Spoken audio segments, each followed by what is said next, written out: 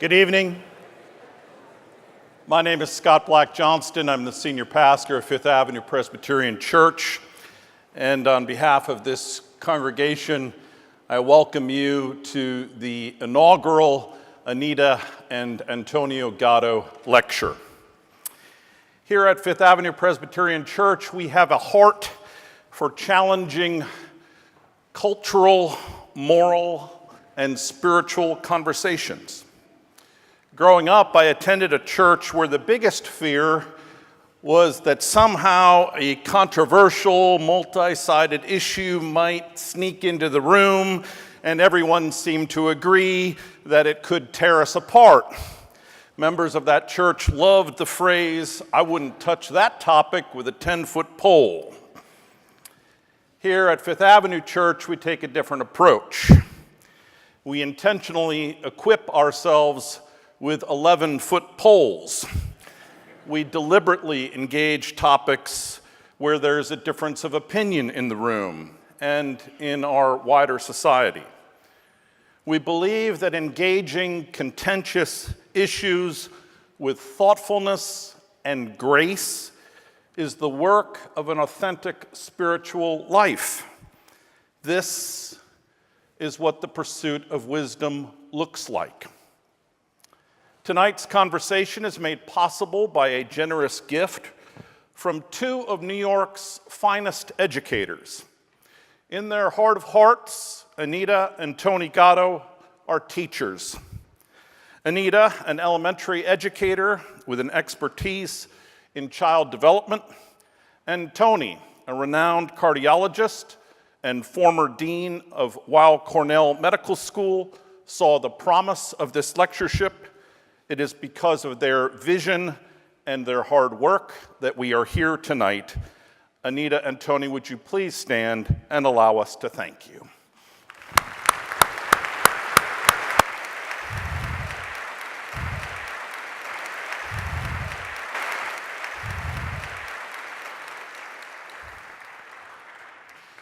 Since 1875, the walls of this sanctuary have borne witness to a number of important events in the city.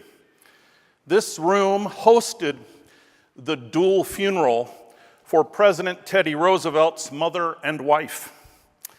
It was in this room, right up here, in December of 1965, that Duke Ellington and his orchestra premiered and recorded his sacred concert. It was in this room just a few years ago at the pulpit that you can't see because it's behind this screen that Pulitzer Prize-winning novelist Marilynne Robinson opined on religion and literature. In the past 12 months, this room hosted, on the 500th anniversary of the Reformation, our good Roman Catholic neighbor, Cardinal Timothy Dolan. And in this room, back in January of this year, the Reverend William Barber, recipient recently of a MacArthur Genius Grant, announced a revival of Martin Luther King's Poor People's Campaign.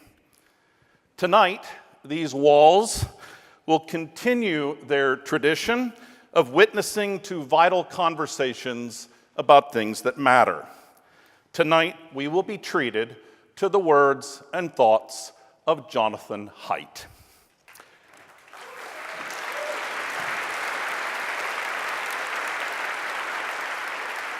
Who is Jonathan Haidt? Now, by my way of thinking, Jonathan is something of a contrarian. He's a research psychologist who is employed by a business school. He's a cultural Jew and member of Central Synagogue who has a whole lot of Christian clergy hanging on his every word. He is a political liberal who has attracted the attention of a lot of political conservatives. He is an atheist who declares himself to be a fan of religion. He is a husband to Jane and a father to Max and Francesca, who nevertheless criticizes the culture of safetyism. He's a careful thinker, a rigorous scholar, and a seeker after wisdom and morality. He is also, I think, a healer, a diagnostician bent on discerning what ails our society and recommending concrete ways for us to get healthier. Honored guests, would you please give a warm welcome to the Professor of Ethical Leadership at New York University's Stern School of Business, Dr. Jonathan Haidt.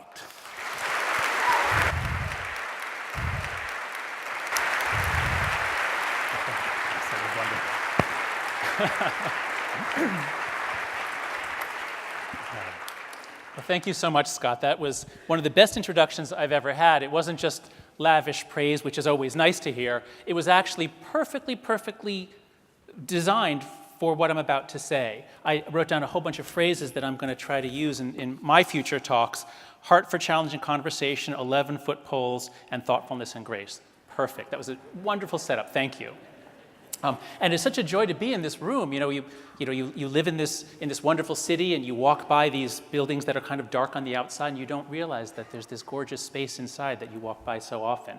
It's an honor to be here in this beautiful room, and with this very important congregation. I didn't know the history. I didn't know all the things that have happened, all the activities that this congregation has taken part in. So I'd like to thank the congregation for inviting me. I'd like to thank the Gottos in particular for making this evening possible with their generosity and creating an endowment that will, I think this is the very first of the Gotto lectures that will be an annual event, I think. So thank you. And as Scott said, I am too close to a speaker.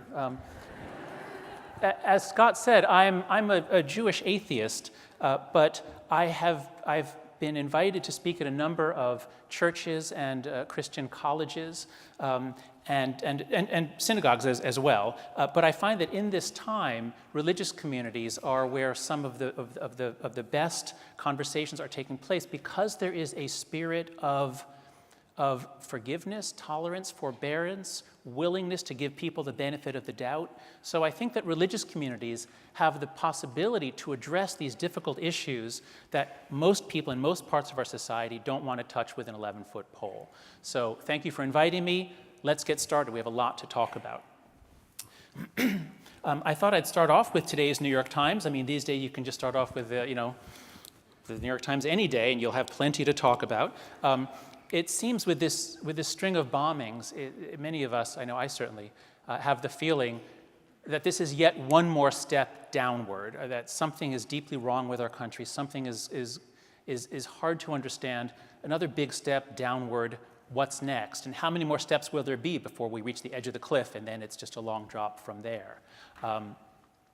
So something is going wrong. Many of us are alarmed. I mean, before this, there was the Kavanaugh hearings. There are so many times when it seems as though there's a national trauma that is self-inflicted. I mean, we've been hit by some giant hurricanes and things like that, but most of the national trauma we've had have been self-inflicted. So what's going on? I'll talk about that a little before I talk about the book, because it turns out to be a very good setup for the book. Even though I'm focusing on universities and K-12 education, it turns out that there's a bidirectional relationship between our schools and the national context that I think it'll be helpful to understand.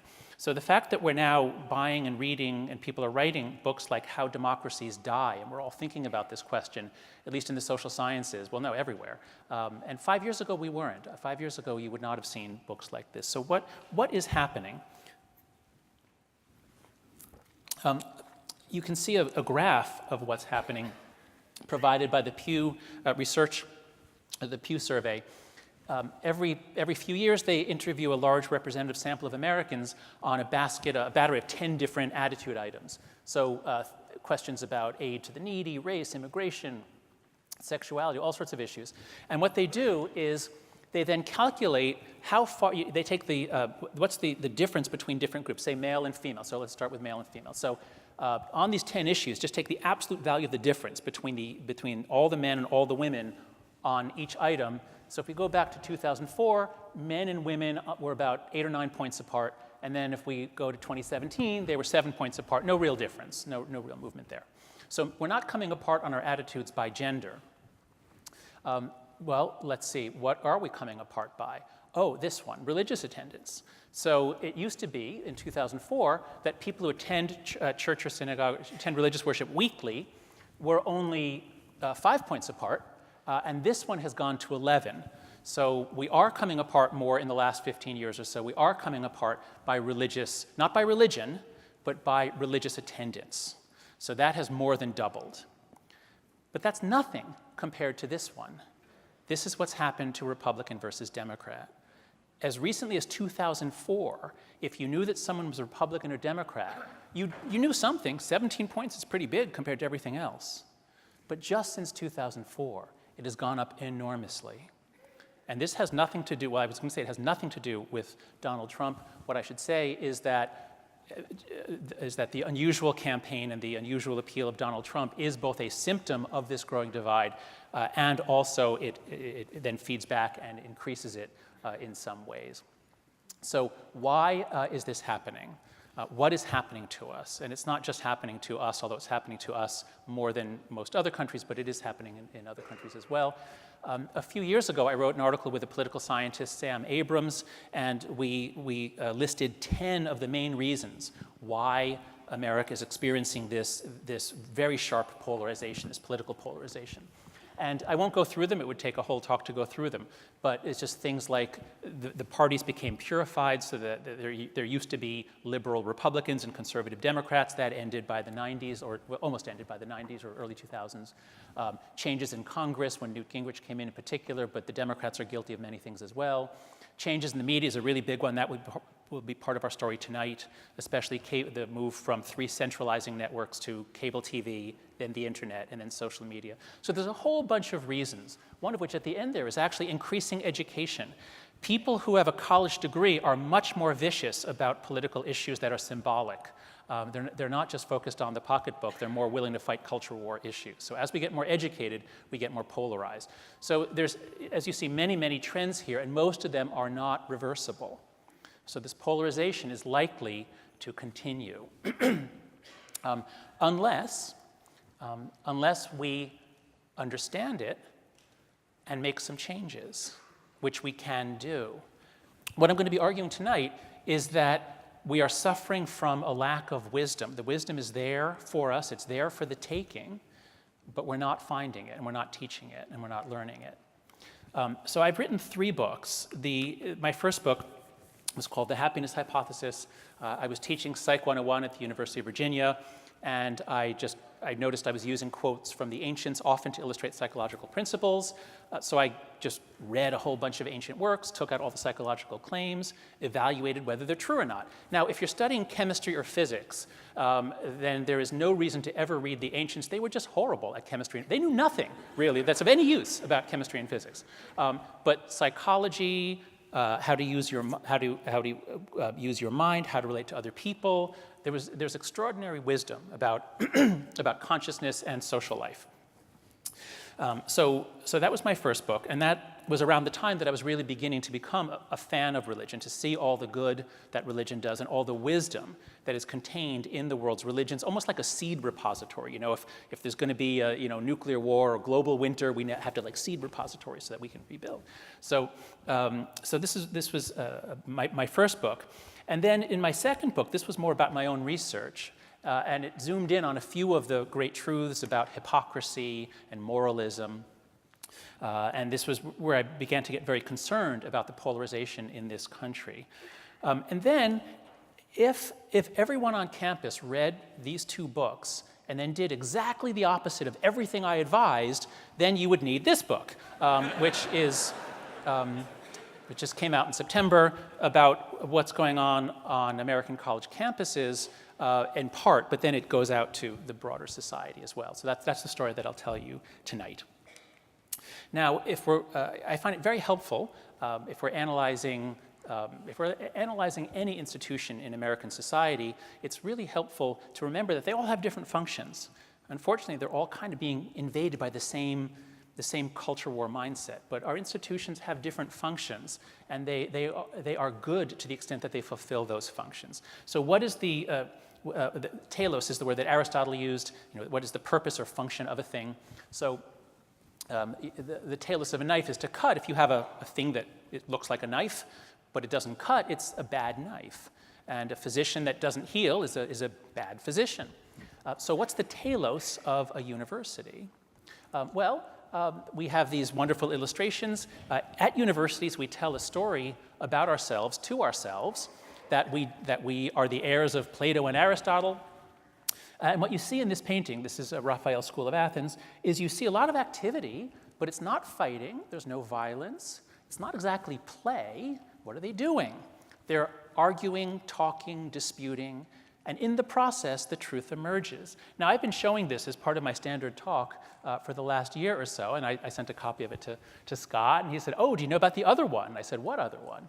And he said, "Well, this is in the Vatican, and just exactly on the opposite wall of the same room, the same chamber, I'm getting ahead of myself. I'm getting totally ahead of myself. All right, forget I said that. I'll come back to that in 30 seconds or so. Okay.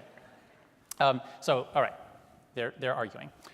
What is the purpose of a university? Well, at Harvard they say veritas, truth.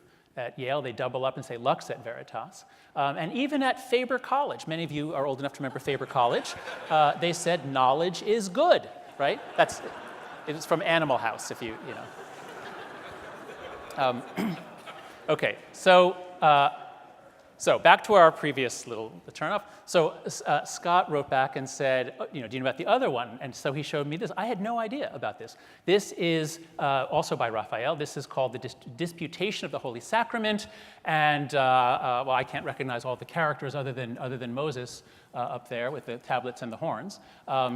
But they're disputing as to what is the Eucharist. And what Raphael is doing is showing that there are different kinds of truth, but in all cases you need the argument. You need people to come together in the right setting in order to find the truth. And there may not be one final truth. There's also another painting of artists. So there are Raphael and the ancients, the classics, they had the idea that you have to have the argument. So this will be our first break for religious wisdom. We'll take 4 such breaks along the course of the next 45 minutes or so. And so there's the idea. So I asked Scott and I asked some of the rabbis at Central Synagogue to send me some quotes. So in Proverbs, it is said that iron sharpens iron, and one person sharpens the wits of another. We need opponents. We need people to argue with us. We need people to challenge what we believe. Otherwise, we don't get smarter. We don't get sharper. I had a wonderful conversation with Rabbi Jonathan Sacks, the former chief rabbi of the United Kingdom. And in this book, Not in God's Name, he has this wonderful section where he talks about the Rabbi of Prague in the 16th century, Rabbi Lowe, who writes referring to an Islamic scholar of several centuries earlier. So here you have a rabbi in dialogue with an Islamic scholar from a previous century, and Averroes said that philosophers should always cite the views of their opponents. If they don't do it, it shows that their argument is weak. They need to be able to anticipate and engage with their critics. And so Rabbi Lowe refers back to Averroes and says that his words hold true for religion as well. It is not proper that we despise the words of our adversaries, but rather we must draw them as close as we can. Therefore, it is proper out of love of reason and knowledge that you should not summarily reject anything that opposes your own ideas, especially so if your adversary does not intend merely to provoke you, but rather to declare his beliefs honestly and forthrightly. Even if such beliefs are opposed to your own faith and religion, do not say to your opponent, "Speak not, close your mouth." If that happens, there will take place no purification of religion. So, of course, every religion has had periods and individuals that insisted on orthodoxy and even killed for dissent. I'm not saying that religions are so wonderful and science is closed-minded. I'm not saying that at all. But religions are vast repositories of wisdom, and there are strands in each religion that really get this psychological fact that we all are subject to the confirmation bias, to believing what we want to believe, and we only get smarter when we engage with critics. So that's the story that we told about ourselves in the academy, too, for a long time. But beginning a few years ago, my friend Greg Lukianoff began to notice something strange happening, a complete rejection of that way of thinking. Greg's story is this. Greg is prone to depression. He has been his whole adult life. And in 2007, he had a very serious depression, a suicidal depression. He checked himself into a hospital, and when they released him, he learned cognitive behavioral therapy. He credits it with saving his life.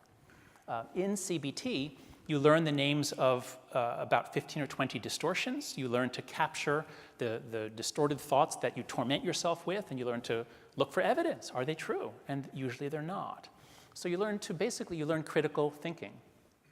So he runs the Foundation for Individual Rights in Education. It's an organization that argues for free speech rights for college students and pushes back against all kinds of limits that are often put on them. And it was always pushing back against the administrators. The students always were his supporters.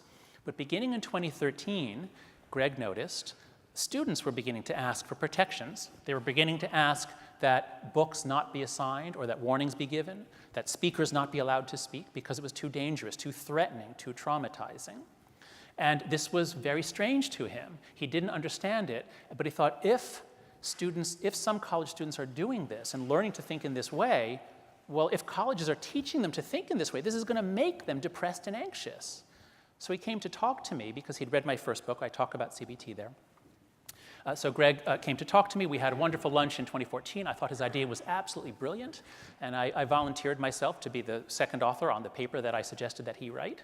And so we wrote it up, and we submitted it to The Atlantic in 2015. And so around this time, 2015, early 2015, this is when we're beginning to see the first discussion of trigger warnings. Most of us had never heard of that before. These are warnings to be given if a book deals with a sensitive or difficult subject. Students should be warned, otherwise they could be harmed or shocked if they read something in a book that triggers traumatic memories in them. So requests for trigger warnings, safe spaces. This was at Brown University. This is one of the first ones most of us heard of because it was on the front page of the opinion section of the Times. At Brown University, there was to be a debate between two feminists, one of whom asserted that America is a rape culture, one of whom denied it.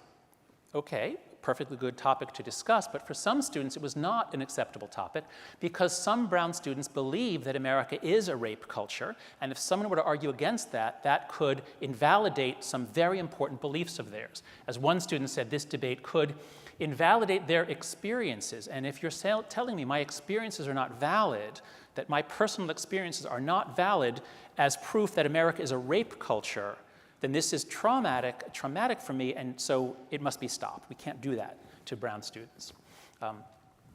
Those are all anecdotes that I just gave you, but here's some harder data from Google Trends search. Terms trigger warnings and microaggressions. Microaggression is in red. They don't exist before 2011, and they're not really common until 2014. So this thing that Greg was noticing, years later, we have the data to say, yes, they just emerged out of nowhere, it seemed, around 2014.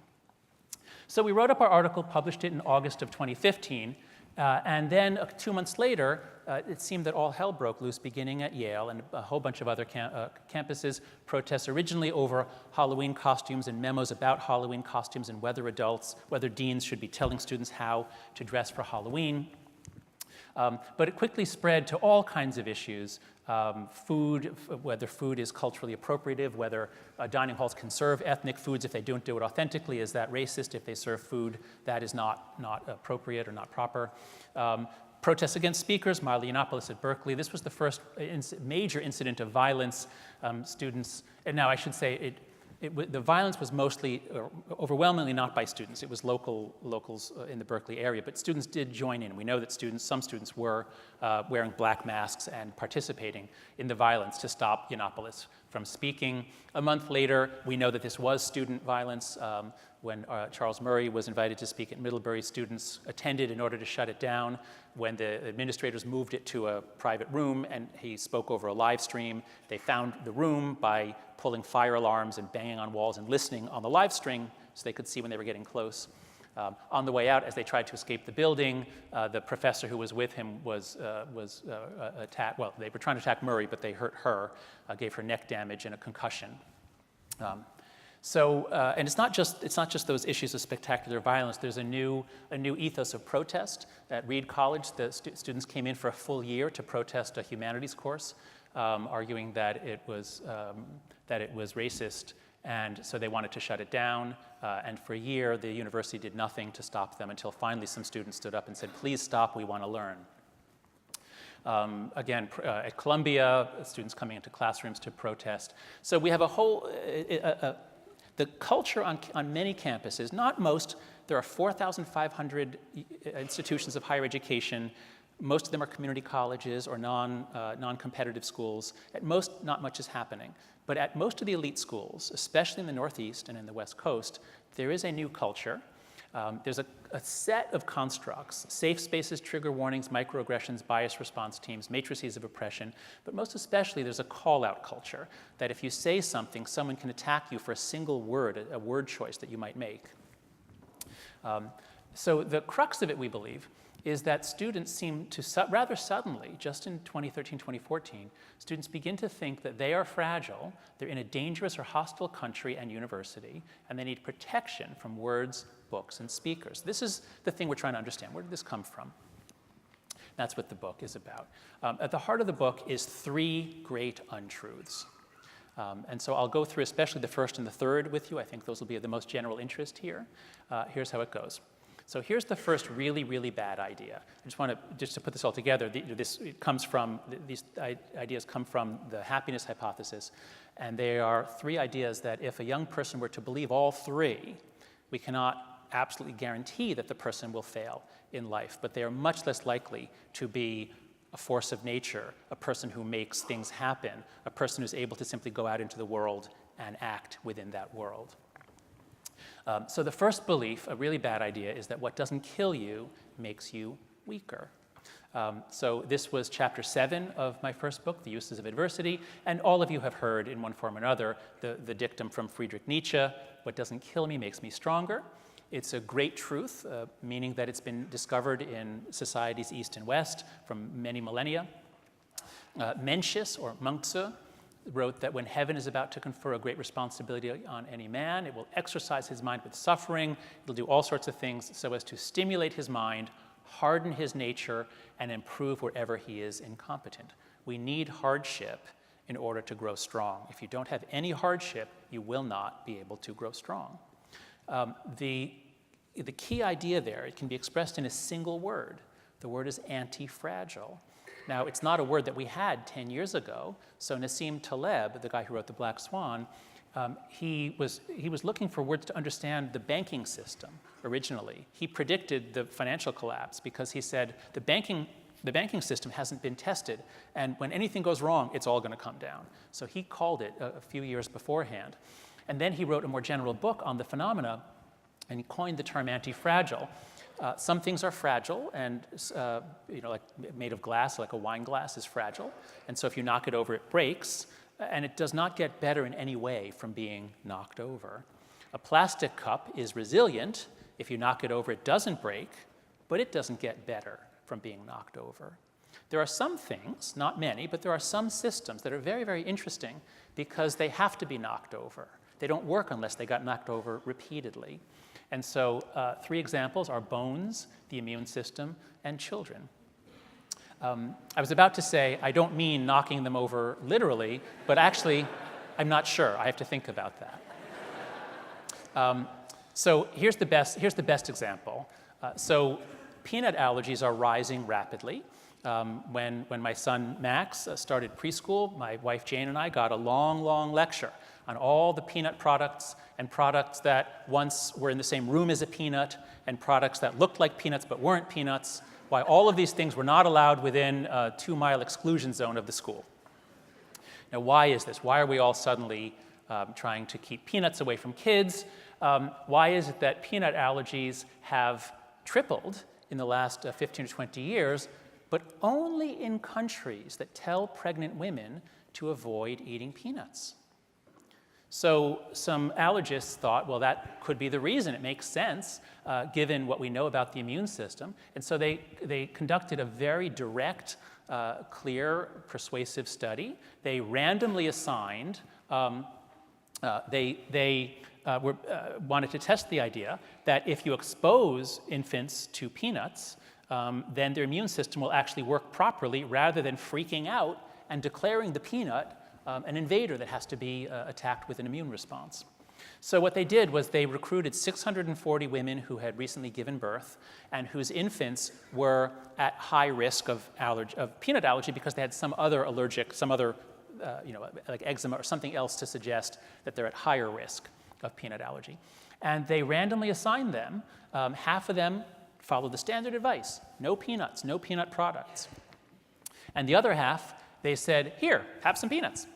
Not big, not like Planters peanuts, but they took it's an Israeli snack food, which is a puffed corn with a dusting of peanut powder on it. And kids love corn-based breakfasts, even though they're not very nutritious. And so so here were the results. They tested them at age 5. They gave them a thorough immunological assay. And what they found is that in the families that followed the standard advice, 14% at age 5 had a peanut allergy. So for the rest of their lives, or certainly for their childhood, their parents were going to have to work very hard to keep these kids away from peanuts. They were going to be nervous all the time, not knowing when their kid would be accidentally exposed to a peanut and have to be rushed to the hospital. So 14%. In those that were given peanuts to eat, 2%. We could practically eliminate peanut allergies if we give peanut powder to kids. And so the authors of the study wrote that our findings suggest that the advice we've been giving for several decades was incorrect and may have contributed to the rise in peanut allergies. This is a great example of how good intentions and bad ideas can really hurt kids. All right, let's try that again. Let's rerun the simulation. Only this time, let's do the whole child. You bring your kid home from the hospital, and he or she is really, really frail, and you're like, how is this thing going to make it through the night, you think? And so your urge is to protect it. And now you can buy helmets and knee pads that when they learn to crawl, their head and knees will be protected. So if you do that, though, you kind of have to keep doing it. Because what if they don't bring tissues on the trip? You should be there and bring them the tissues. What if they forget something? You have to go bring it to them. And so once you get into this habit, though, of being there for them, well, then you kind of have to keep it up. Because then, even if they make it to college, then you need to help them to get a job. So what I'm saying is not this. We don't have to go back to this, because this, kids could actually die. I'm not saying we, toughen up, kids. When I was a kid, we jumped off the 3rd floor, and then, So this is too dangerous, okay? But this, I think, is just right, because you can get hurt here. And it turns out that's very important. We need to give kids situations where they can get hurt but not killed. Because what's the alternative? The alternative is this. This is what my kids grew up on, right? This is what every playground that we went to in America looks like, is this. You can't get hurt here, and therefore you can't learn how not to get hurt. And it gets boring quickly. We have deprived our kids of the risks that they need so that their anti-fragile minds can become competent and able to face risk. There was a wonderful article in the Wall Street Journal 2 years ago. Alison Gopnik wrote an article. I don't know if she picked the headline, but it's great. Should we let toddlers play with saws and knives? And her answer is probably yes, with some limits. And here's how she puts it. She says, trying to eliminate all such risks from children's lives might be dangerous. There might be a psychological analog to the hygiene hypothesis. Many of you have heard of that. It's if you keep your kids safe from dirt and germs, you use bacterial wipes, you're crippling their immune system. You're preventing it from learning. So too much hygiene is bad for kids. And she says maybe it's the same psychologically with risk. Kids need risk. She says by shielding children from every possible risk, we may lead them to react with exaggerated fear to situations that aren't risky at all, such as 2 feminists coming to your campus to have a debate on a topic, and you don't have to go to the debate. But is that risky to have them come? Most of us in the audience would say no. So the basic dictum, the basic wisdom that so many societies know is prepare the child for the road, not the road for the child. What do we do at universities? We just keep on going. Under threat of liability, some universities are now banning snowball fights and super soakers, because what if someone gets hit in the eye? So what has happened to us? I want to do a test with you. I've done this a few times. It's worked all except one time, which I'll tell you about. My question for all of you in the room is, at what age were you let out? By let out, I mean you could be outside. You walk 6 blocks to a store, you walk to your friend's house, you and your friends go out. There's no adult supervision at all. You're on your own. So think of your number. If it was first grade, then more or less age 6, okay? So it's probably going to be somewhere between age 6 and 16 when you were let out. All right? So now what I'm going to think of your number. Now I want to ask just people over 40. If you're 40 years old and older, what I'm going to do is I'm going to like point to your section, and as I point, just yell it out nice and loud. Yell out your number, only if you're 40 and over. Ready? Go. 5, 6, 7,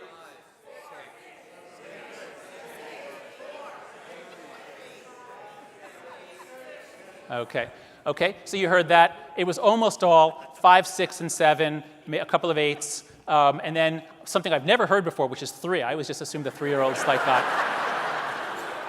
You know, I was assuming that Darwin was taking care of those, but all right, so, okay, now, just people who are under 20, if you're 24 or younger, raise your hand high. How many 24-year-olds and younger? Okay, we have a fair number, so now, what's your number? We'll do the same thing. I'll start here, just call it out nice and loud if you're 24 and younger. 14.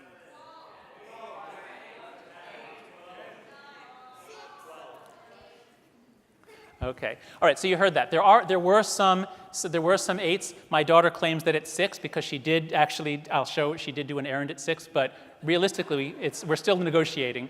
But what you heard was a lot of people saying 10, 12, 14. And that's what I hear all over the country. The one exception, the one place where this demonstration failed spectacularly was 3 days ago. I gave a talk at Luther College in northeastern Iowa, and everybody said 6 of all generations. And I was like, wait, what? What's going on? It turns out they don't lock their doors ever. Like, if you go away, they said if you're away for a week or longer, yeah, you lock your door, but it's just a day or two, like, why would you lock your door? They trust each other so much that they actually still let their kids out. But we don't trust each other. Now, you might say, oh, we live in New York City. Of course we don't trust each other. But this is happening all over the country, except northeastern Iowa.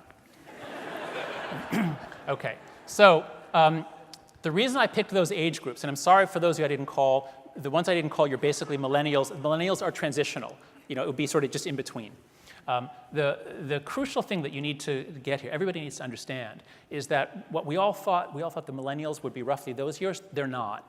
It turns out, now that we have data on behavior, it's clear that something changed with birth year 1995.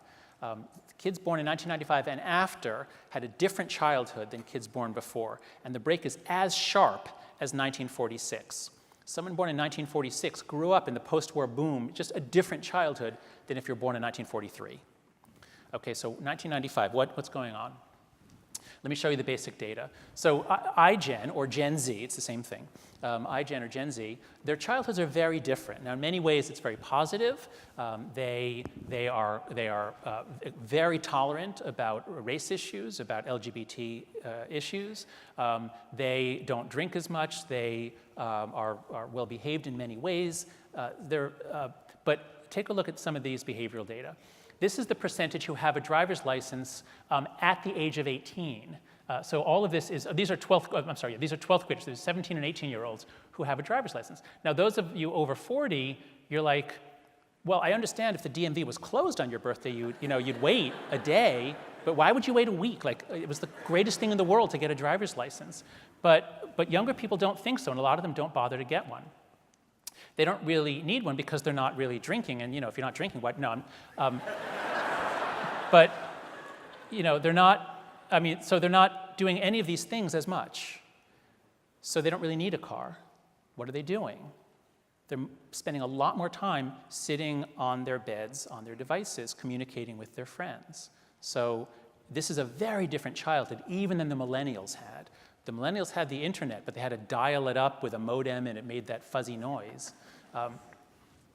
So something is really changing with iGen or Gen Z. They have less life experience in most ways. And you might say, well, it's just different, but it's not just different. Something is going really, really wrong. There's a really serious problem, which is that the rates of anxiety and depression are skyrocketing, especially for teenage girls. So here's the data. This is national data from the National Survey on Drug Use and Health, federal data. And what you see is the percentage of boys who there are 9 symptoms of major depression. If you say yes to 5 of the 9, you're considered to have had a major depressive episode. So the percentage of girls who had a major depressive episode who were in their teens was around 12% for the first decade of this century, and then it just begins going up. As soon as iGen enters the data set, it begins going up. It's now 1 in 5. 1 in 5 American teenage girls has had a major depressive episode in the last year. For boys, that is actually up a significant percentage, but it starts from a lower base, and it's not as sharp. Let's focus on college students. This is a different question. Do you have a psychological disorder? By your own labeling, by your own definition of yourself, do you suffer from a psychological disorder, such as depression? And again, what we see is that back in 2012, when all the college students were millennials, the rates were very low. It's still higher for girls than boys, but the rates were very low. And as soon as iGen enters the data set, in 2016, it's all iGen, no more millennials. Now, about 1 in 6, 1 in 7 women say that they have a psychological disorder. Again, it's up for men, but it's up more for women. Now, many of you have heard about this epidemic of anxiety, and there's always the risk of a moral panic. Every generation is afraid that the younger generation has something terribly wrong with them, and they're going to grow up to be either serial killers or basket cases or whatever. And so there's a lot of these sorts of articles going around, and a month or 2 ago, Richard Friedman wrote an essay in the New York Times, he's a psychiatrist, saying, oh, don't worry about it, it's a myth. The young generation, they're just so comfortable talking about mental illness. This is a good thing. They're open about it. It's just an artifact of self-report. Like the data I showed you, maybe it's just changing definitions. No problem. But I don't think he's right, and here's why. This is not self-report data. This is nationally, it was imputed. They were able to compute what it would be if it was nationally representative data from hospital admissions, emergency room admissions, for teenagers who were admitted because they had cut themselves or done some other form of non-fatal self-injury, that they had to be admitted to a hospital. And what you see here, I've cut off the data at 2009. What you see here is, and this is just for girls, there's no trend for boys. The boys' numbers are lower, and there's no trend at all. But for girls, what we have is that the young girls, age 10 to 14, their rate is very low, an average of about 140 per 100,000 in the population, and there's no trend between 2001 and 2009. The next older age group is where it's highest, so the late teenagers, they're the ones, teenage girls 15 to 19 are the population that is most likely to cut itself and need to be admitted to a hospital. But there's no real overall trend. And then the older girls, young women, age 20, 24, again, no trend, and they're in the middle. But watch what happens as soon as the iPhone is invented, everyone gets one, and they have social media on it in their pocket. What happens is this. No change, really, for these young women, but a big increase for the late teenagers. And look at this. They go from a very low rate. This is up over 100%. The rate of preteens, these are preteen girls admitted to hospitals, is up more than 100% just since 2009. And we see the same trend in suicide data. So these are completed suicides. Now, one thing to note is that symptoms of depression, anxiety, and these cutting yourself is much, much higher among girls than boys. Anxiety and depression is higher among girls than boys. These are called internalizing disorders because these are mental disorders where a person makes themselves miserable. Girls have much higher rates of internalizing disorders. Boys have much higher rates of externalizing disorders because their disorders make other people miserable. And it is mostly, so it's alcoholism, antisocial behavior, crime, violence. And so girls have many more suicide attempts, but boys, when they make an attempt, they tend to use a gun or a tall building. And so boys' attempts are, I don't know if they're usual, but they're much more likely to succeed. And so what we've seen since 2011 or so is that the suicide rate for teenage boys in this country is up 25%. That's a very large increase in just a short time. A 25% increase for boys. For girls, it's 70%. The rate of suicide for teenage American girls is up 70% just in the last few years. And so this is what we're seeing on college campuses. These are the stories that Greg and I began seeing and wondering what's going on. We thought that colleges were doing this, but they're not. The depression and anxiety is already baked in by the time students arrive at college. Something that we're doing is setting up a generation for anxiety disorders especially. Now, the principle here, as I said, what doesn't kill you makes you weaker is a really bad idea. Kids are anti-fragile. We need to prepare them for the road, and we're not doing that. We're overprotecting them. We're denying them the chance to learn for themselves. We're denying them the chance to face risks, to learn that they can face risks themselves. Religious wisdom break number 2. God led you through the great and terrible wilderness, an arid wasteland with poisonous snakes and scorpions, etc., and did other things for you, but to humble you and to test you, and in the end, to do you good. From the New Testament, more than that, we rejoice in our sufferings, knowing that suffering produces endurance, and endurance produces character, and character produces hope, and hope does not disappoint us. So again, we are raising our kids in ways that are completely the opposite of a lot of ancient wisdom and a lot of basic psychology. And these are the results. All right, bad idea number 2, always trust your feelings. This one I'll go through much more briefly in the interest of time. So chapter 2 of the happiness hypothesis is based on this principle. We are all prone to emotional reasoning and the confirmation bias. The Stoics all got this. The Stoics have 100 wonderful ways of saying this. Epictetus put it like this: it is not things that disturb us, but our interpretation of their significance. We don't interact with the world directly. It's mediated through our filters. We can control our filters. Shakespeare said there's nothing either good or bad, but thinking makes it so. Milton said the mind is its own place and in itself can make a heaven of hell, a hell of heaven. Same idea. This is basically the basis of cognitive therapy. Aaron Beck discovered that some people have these really negative filters. I'm bad, the world is bad, my future is dark. And if he could help them learn a practice by which they look for evidence and discover, actually, a lot of people do like me. Actually, I don't always fail. Actually, there are things I'm looking forward to. Then the depression and the anxiety lift. So CBT is extremely powerful, extremely easy to learn, extremely effective. I've assigned a variety of techniques in my positive psychology classes. When I assign meditation, the research on it is great. It does all kinds of good things, but most people drop it. It's really hard. When I would assign CBT, most people stuck with it, and they got amazing results. So that's why CBT played such a big role in our Atlantic article. And we talked about the different cognitive distortions, especially emotional reasoning. This is the most basic one. You let your feelings guide your interpretation of reality. And this shows up in a lot of ways on campus that I talk about in the book, but I won't go into here. So the second wisdom principle, if young people are told in some ways, always trust your feelings, don't let anyone invalidate your feelings, don't question someone else's feelings, this is a really bad idea. We actually need people to challenge us, tell us we're wrong, tell us to look for evidence, give us a different way of looking at things. Religious wisdom break number 3. The Buddhists are very much like the Stoics in this. They have got 100 ways of saying it. As Buddha said in the Dhammapada, your worst enemy cannot harm you as much as your own thoughts unguarded. But once mastered, no one can help you as much, not even your father or your mother. And Buddhism is a set of techniques and practices to cultivate self-control, more accurate perceptions of the world, less attachments that will cause you pain. With help from my battery of clerics here in at Central Synagogue, as a man thinketh in his heart, so is he. And test everything, hold fast to what is good, which was basically, that could have been written by Aaron Beck, the founder of cognitive therapy.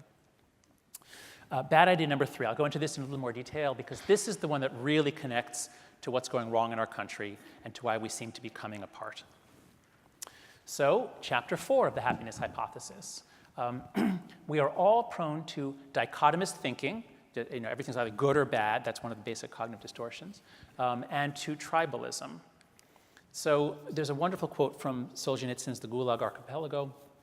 He was thrown into the gulag for writing a letter to a friend that criticized Stalin. You'd think that he would be bitter about the system that tortured him and nearly killed him.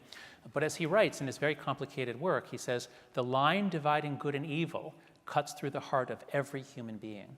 Because he reflects on how he could have become a guard. He could have joined the regime.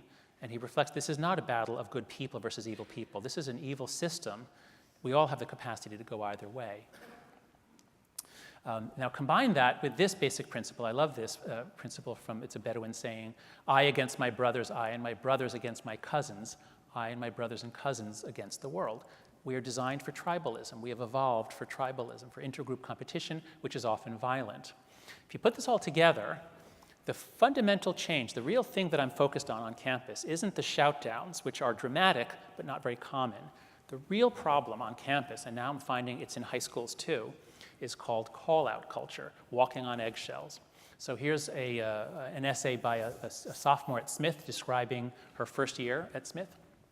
She says, during my first days, I witnessed countless conversations that consisted of one person telling the other that their opinion was wrong. The word offensive was almost always included. Members of my freshman class quickly assimilated to this new way of non-thinking. They could soon detect a politically incorrect view and call the person out on their mistake. Well, what effect does this have on freshmen at Smith? I began to voice my opinion less often, to avoid being berated and judged by a community that claims to represent the free expression of ideas.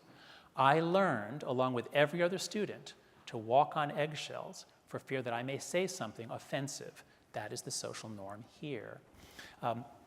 This is what I'm finding all over the country. At some schools, when I always ask the students, do you have this at your high school or your college? And at some schools, everybody raises their hand.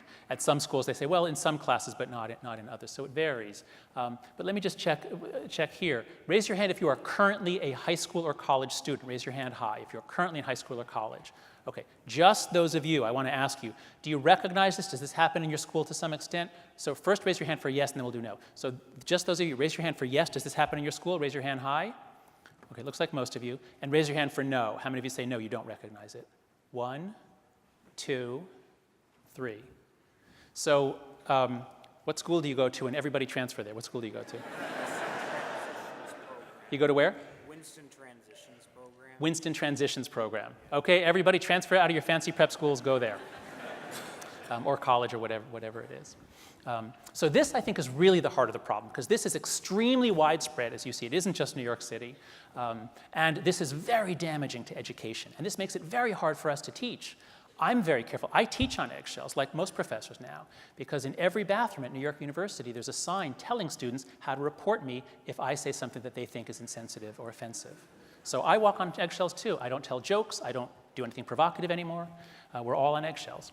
Now, part of the problem is related to this idea. And I want to be careful here because this is a very good idea. I want to treat the idea respectfully, but it ends up having very bad consequences. So the basic idea, so raise your hand if you know this term, intersectionality. Raise your hand high. Okay, so probably about a quarter of you know this term. So it was popularized or developed by Kimberly Crenshaw.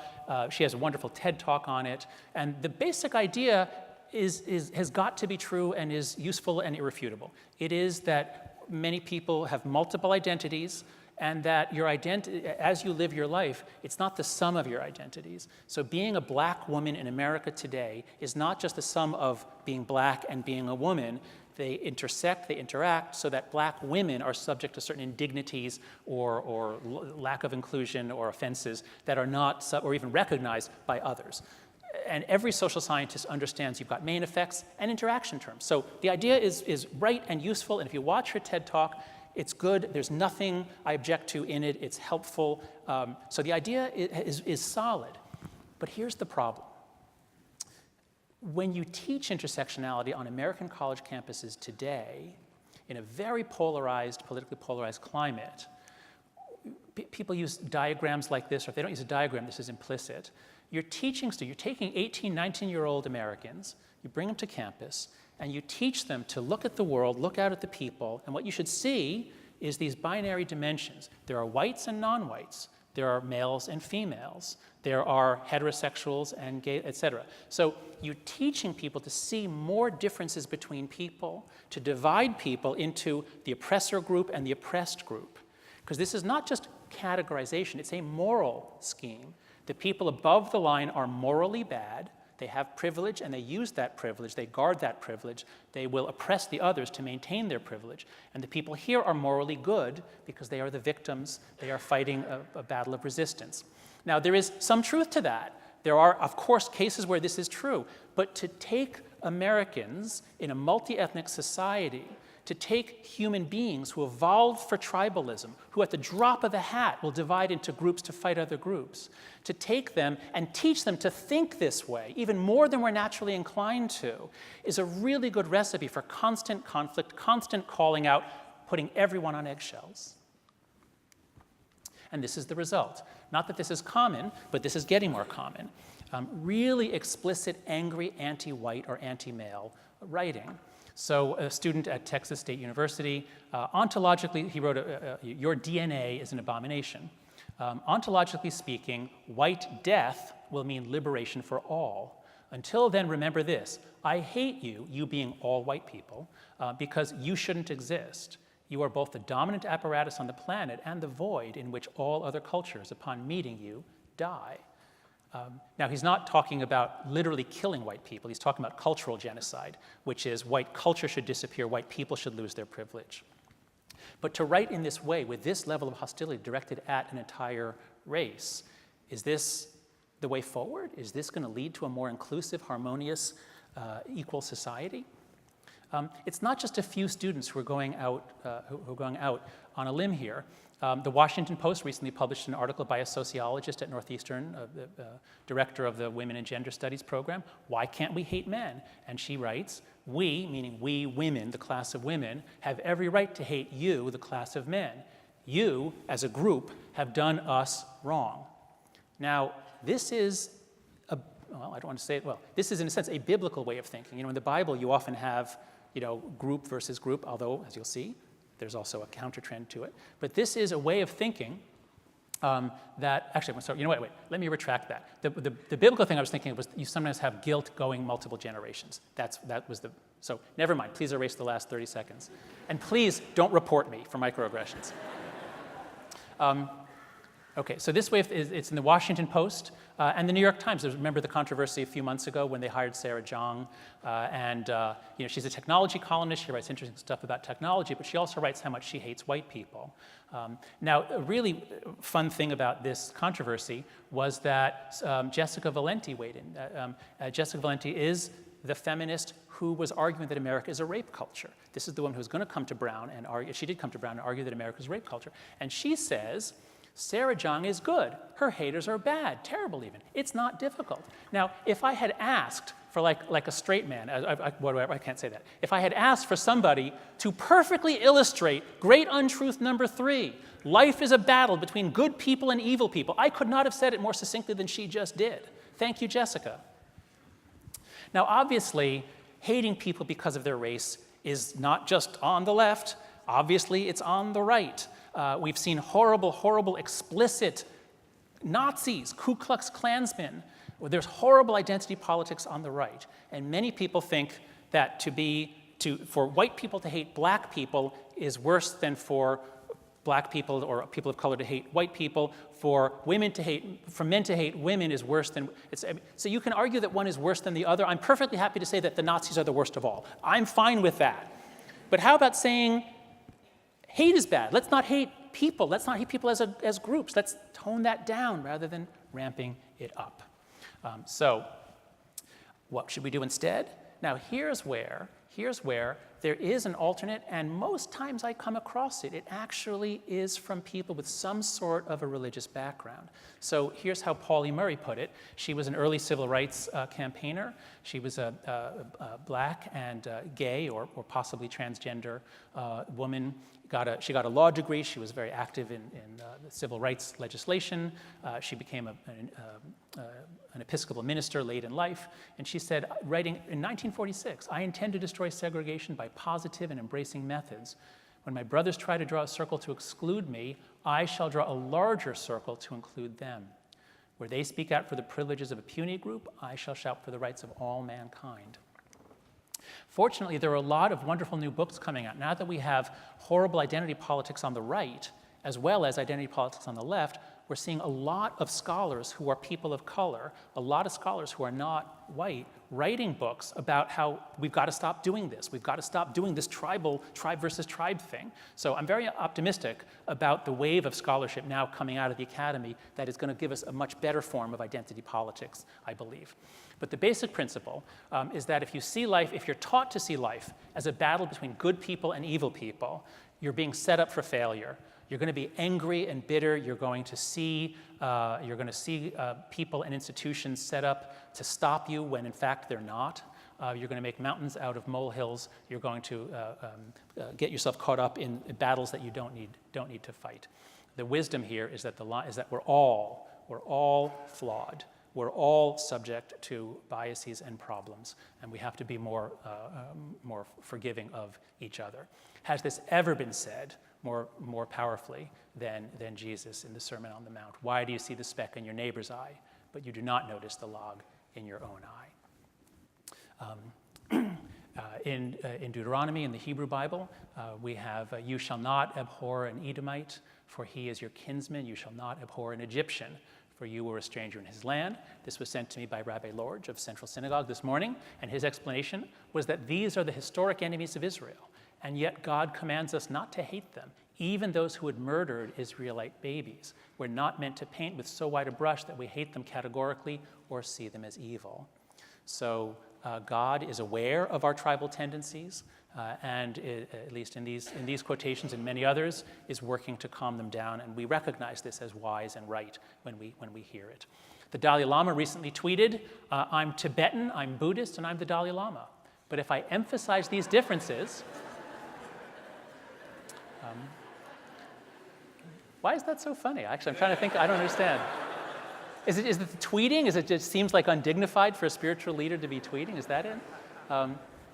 But if I emphasize these differences, it sets me apart and raises barriers with other people. What we need to do is to pay more attention to the ways in which we are the same as other people. So again, it's drawing larger circles. So let's close up here. I hope that part of this talk has alarmed you and maybe even depressed you, but inspired you to say, okay, let's do something. What are we going to do here? We all love our children. We all want the next generation to be successful. What are we going to do? Well, you can actually use these three principles to your benefit. So if anti-fragility is true, then what we need to do is give our kids free-range childhoods. We need to let kids out as they do in Northeast Iowa, and as almost all of us over 40, we're done. And remember, those of you over 40, the world was a lot more dangerous when you were 6, 7, 8, 9, 10, 11, and 12. There was a huge crime rate. There was mugging. You had to carry muggers' money in case. I mean, it's really safe now compared to what it was when we were growing up. Our kids are more capable than we think. So get this book. If you have young kids, buy Lenore Skenazy's book, Free Range Kids. When Jane and I moved to New York, our kids were very young. We met Lenore, we read her book, and so we tried some stuff. And so Francesca's actually, she's right to say she was let out first at 6 because we did say it was hard for me and Jane to do, but we said, okay, she can bring lunch over to me at my office. And it was just 2 blocks away, but she had to cross West 4th Street. It's a very busy street. And she did it. Here's the look on her face when she did it.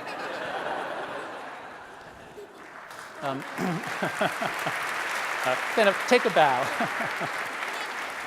Okay. And the exciting thing, and this is what Lenore says, is that when kids do this, they are so thrilled, it then becomes part of their identity, that they can do this. Whereas if they don't get the chance to do it, they don't think that they can do it.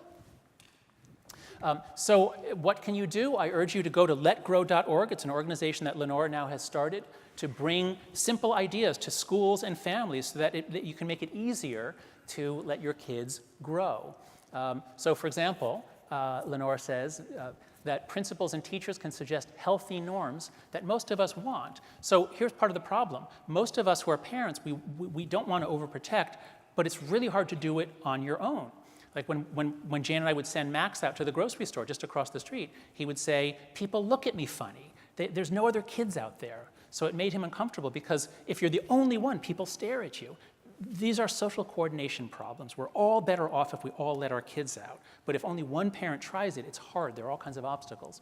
So here are 3 norms. So raise your hand if you are a principal or in the administration, if you have any administrative role in any organization that deals with kids. Raise your hand. Do we have any administrators here, principals or teachers? Okay, a number. Most of you know someone, the principal at your school, at your kid's school, whatever it is. I suggest these 3 norms. If the leaders would say this, it would make it easy for the parents to do it. Number 1, kids need unsupervised free play time. You know, the metaphor, like if we didn't give our kids vitamin C until they were 14, they would all have scurvy.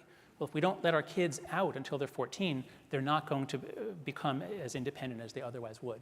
So if the principal, if the teachers, if the leaders of any group talk about this, talk about anti-fragility, how we need to back off and let our kids make mistakes and let our kids play without us always being there and chaperoning them, that makes it easier for individuals or for groups of parents to do that. Norm number 2. Set screen time limits. And 2 hours a day is what some experts recommend. There is evidence that kids who watch more than 2 hours a day have higher rates of anxiety and depression. An hour or 2 a day doesn't seem to be harmful as far as we know. We don't know yet for sure. But if you have to pick a number, 2 hours a day does not appear particularly harmful, and they'll still have some time to go play outside. If you try to do that limit on your kids and you're the only one, your kid is at a disadvantage, he's excluded.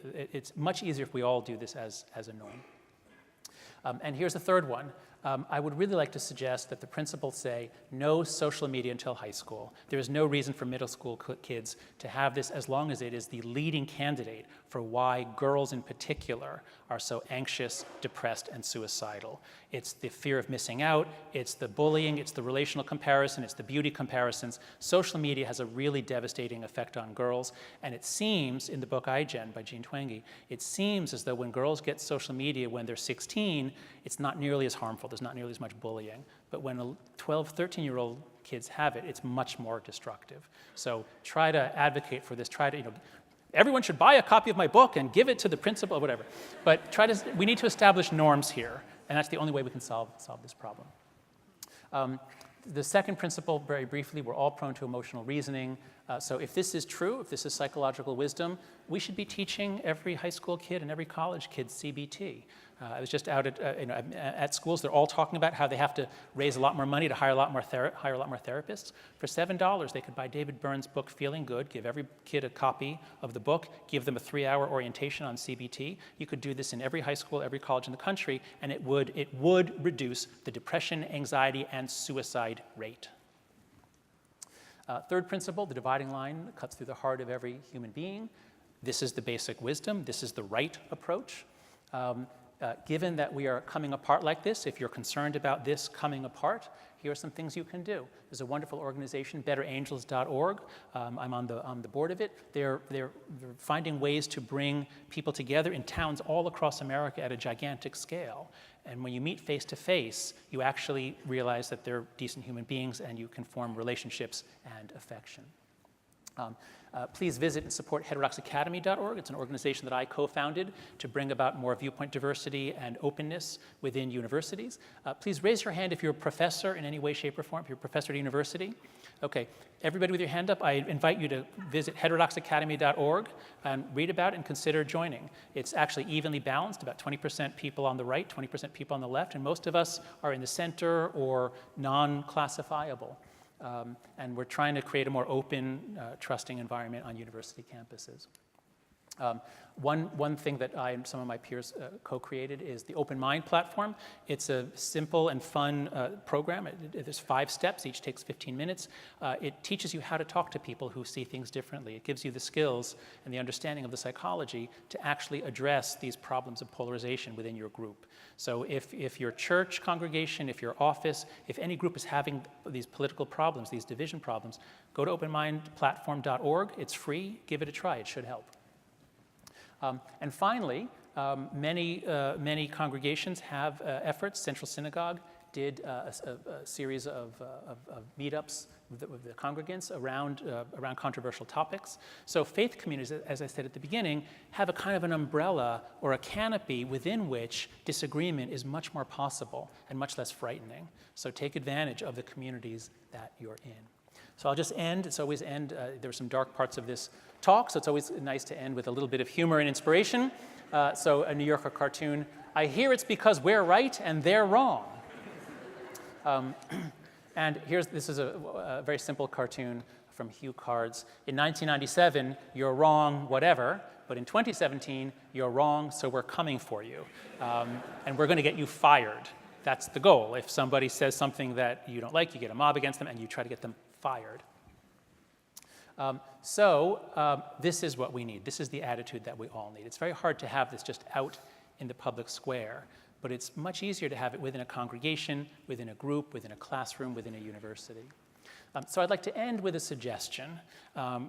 We're all drowning in outrage because social media has made it, we used to just hear about like 1 or 2 outrageous things every month that the other side did, and now it's, you could, every minute you could learn about some horrible thing that some person out of the 350 million Americans, some person did some horrible thing on the other side.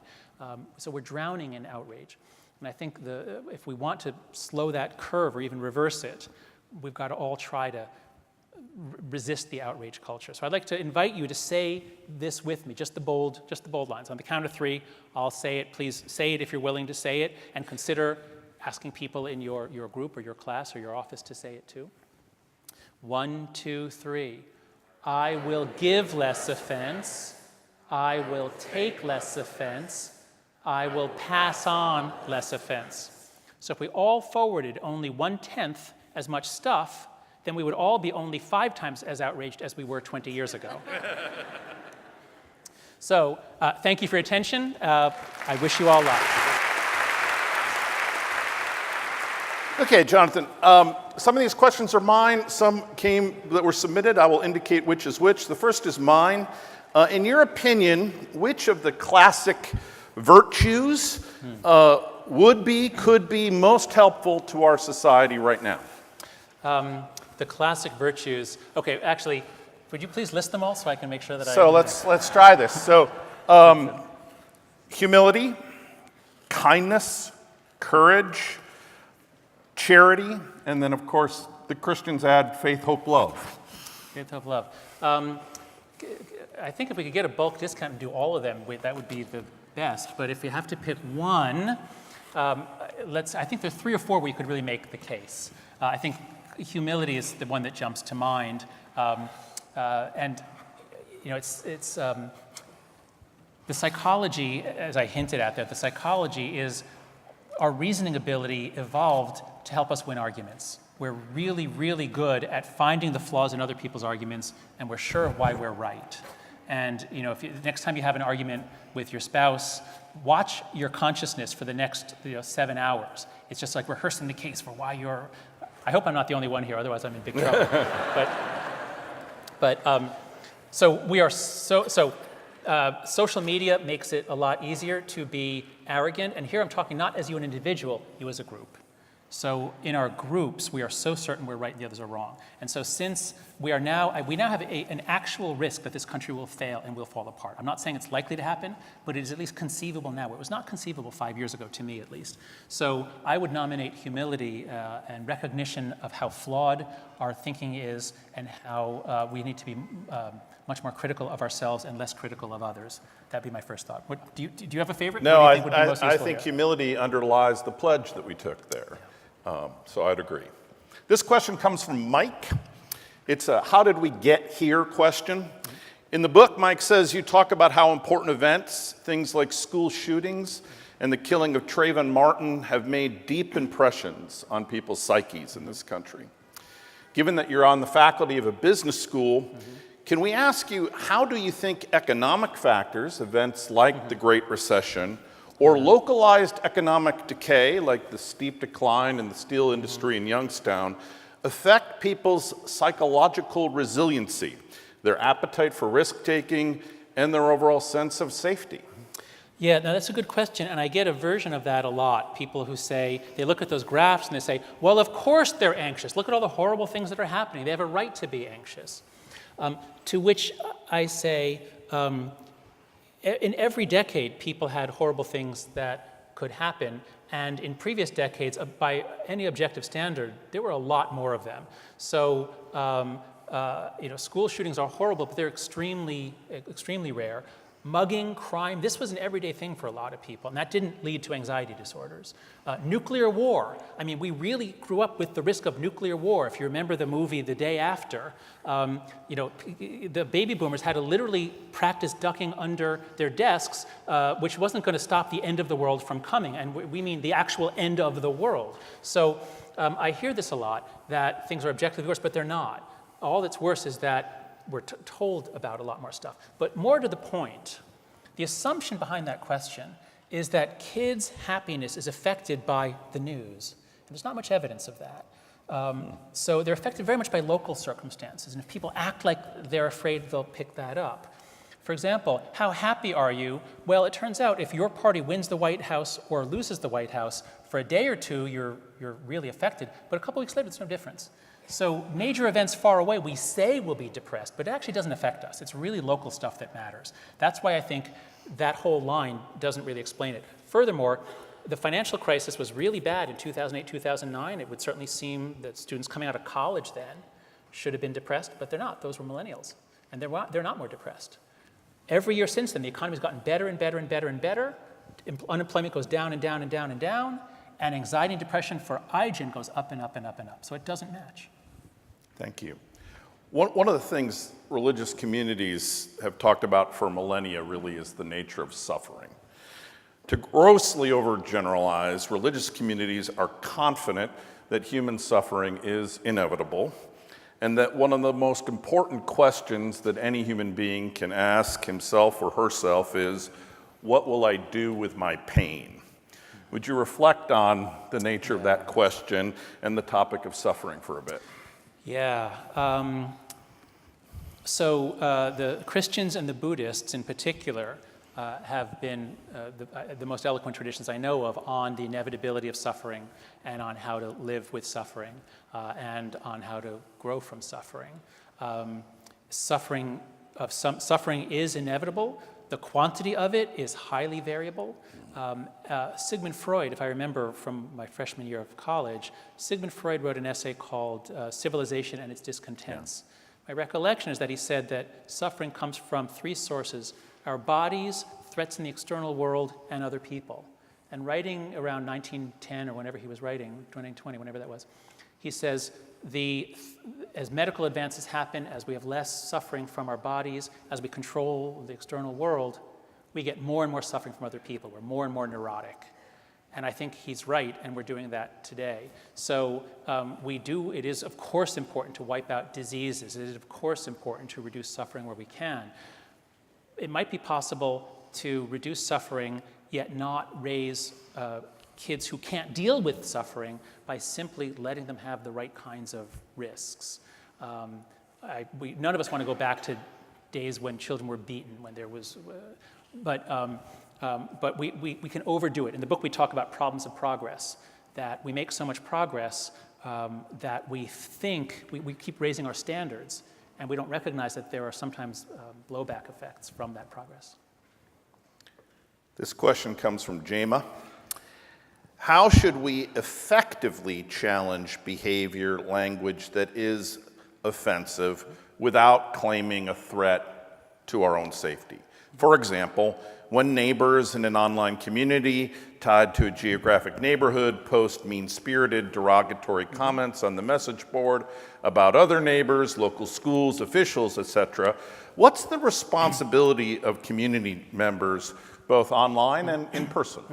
That's a great question, because, as I've said, objectively speaking, we're safer physically, but we now, and especially our kids, are immersed in a world where there's going to be constant offensiveness. And so how do you deal with that? The first thing I'd say is really be honest about what you're trying to do. If your goal is really to affect the person's behavior, you should do one set of things. If your goal is to get the social credit for calling them out, you should do another set of things. Now, if you call them out publicly, that almost never changes them. That makes them go into denial, resent you, think that you're too sensitive. So the call-out strategy tends to backfire. If you actually want to solve problems, don't call people out. Whereas if you go to people privately, one-on-one, in person, or if it's online, you message them separately, and if you just basically use Dale Carnegie 101, how do you actually influence someone? And in that book, I can summarize the whole book like this. Our instinct is to go say, where do you get off doing this? And why did you do that? And then that backfires. Whereas if you just say, hey, I know you didn't mean anything, but you just start off in a nice way. Don't assume bad intent. And it's this full of stories of people who would have been your enemy coming around. And so this is the way to do it in a sophisticated way. I'm not saying just suck it up and ignore it, although we do all have to learn how to ignore most of what is out there and pick our battles. But if you actually want to change things, don't do it publicly. Consider doing it privately. That's the main lesson. Interesting, because one of the things that Jesus says in the Gospel of Matthew is if somebody has offense against you, what should you first do? Go to them one-on-one. Then, if it's still not resolved, take your brother with you. Then, after that, third time, you get the community involved. And so it suggests a sort of ramp up on that. Yeah, that's right. That's psychological wisdom. This is a theological question. Probably over my sort head, of. but let's try. When you're talking about the culture of safetyism, I just kept thinking about one of the books in the Chronicles of Narnia, The Lion, the Witch, and the Wardrobe. There's a famous scene there where these children who are in this magical land are in the home of the Mr. and Mrs. Beaver, and Mr. and Mrs. Beaver are telling the children about Aslan the lion, who is a kind of Christ figure. And in the conversation, the children are saying, so this guy's a lion, is he safe? Okay. And Mrs. Beaver responds, no, of course he isn't safe. He's a lion, but he's good. And I just kept thinking back to that about this notion that safety sort of trumps everything, and actually the tradition that I'm a part of, good trumps safety. Even God may not be safe. In fact, I'm pretty sure God's not safe. That's right. No, that's right. The word awe comes originally from Nordic words, I think, for fear and terror. No, that's a great example. So there's two things there. The first is when safety is used to mean physical safety, like a lion that will bite your head off, that is a proper use of the word safe. Right. It's when the word safe comes to be used for emotional safety, that's where we want to draw a bright line and say, stop it. You're hurting our kids if you do that. Just don't do that. They do that in my kids' school at PS3, and that if kids exclude others on the playground, that makes them unsafe. And of course, once it's put in the language of safety, then you can't possibly oppose it. So the first thing is physical safety is very different from emotional safety. The second thing is, as your story shows, even physical safety doesn't trump everything. Because if your attitude is, I'm not going to do anything unless it's physically safe, you're still denying yourself almost every possible opportunity in the world. So I'm sure I didn't touch the theology. That was just a psychological answer. That's good. I'll take it. Okay.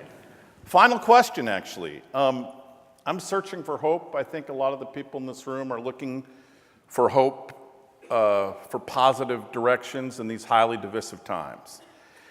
And I think your book points in that direction, which is marvelous, it's helpful. I really was taken by one particular story that you told in there, and it's a story about a Bikers for Trump rally in Washington, D.C., where they invited a Black Lives Matter protester to come on stage and said, you get 5 minutes to address us and tell us what you want. That story I found incredibly powerful and hopeful. Why are those incidents so incredibly rare, and how can we help there be more of them? Great. So this is a story we tell in the book at the end of the chapter on identity politics. We talk about how you have to have identity politics. Groups have to have a way of organizing. But you can either do it by the common enemy format, which I talked about, or by the common humanity format, which is what Pauli Murray recommended.